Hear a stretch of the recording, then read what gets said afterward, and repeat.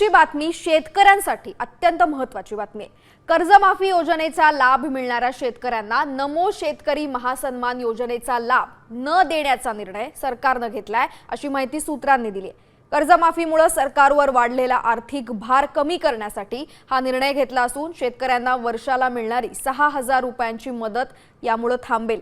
यामुळे कर्जमाफी योजनेचे लाभ घेणारे 56 लाख शेतकरी नमो योजनेतनं एका वर्षासाठी बाद होणार आहेत। तर दुसरीकडे कृषी विभाग कमी लाभ मिळणाऱ्या शेतकऱ्यांना हा निधी सुरू ठेवण्याचा विचार करतोय।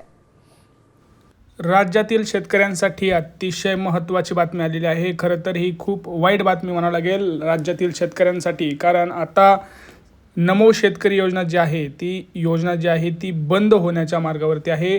भरपूर शेतकऱ्यांची ही जी योजना आहे ही बंद होणार आहे। त्याचं कारण आता आपण पाहिलेलं आहे।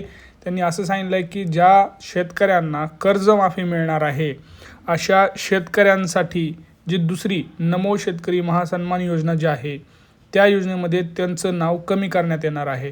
याचा अर्थ असा की आता सरकारनं एक योजना तुम्ही कमी करताय आणि दुसरीकडे तुम्ही हेल्प करताय, पण असं नको व्हायला पाहिजे, कारण आपल्या राज्यातील शेतकरी खूप कष्टानं पुढे आलेला आहे। आणि आता तुम्ही बघू शकताय की भरपूर ठिकाणी पावसानं थैमान घातलेलं आहे, भरपूर ठिकाणी पाऊस नाही आहे। तर अशा चक्रामध्ये आपला शेतकरी राजा अडकलेला आहे। तर सरकारला माझी कृपया एक नम्र विनंती आहे की तुम्ही कर्जमाफी द्या, चांगली गोष्ट आहे, शेतकऱ्यांसाठी खूप महत्त्वाची गोष्ट आहे, पण त्यांची जी नमो शेतकरी महासन्मान योजना आहे ती बंद करू नका, कारण खूप महत्त्वाचं आहे ती योजना।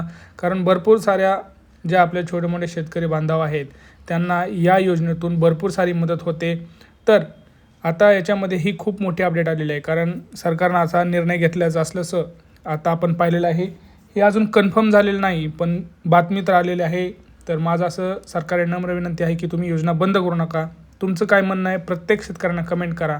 जास्तीत जास्त हा व्हिडिओ आपल्या शेतकरी बांधवांना शेअर करा आणि कमेंट्स करा।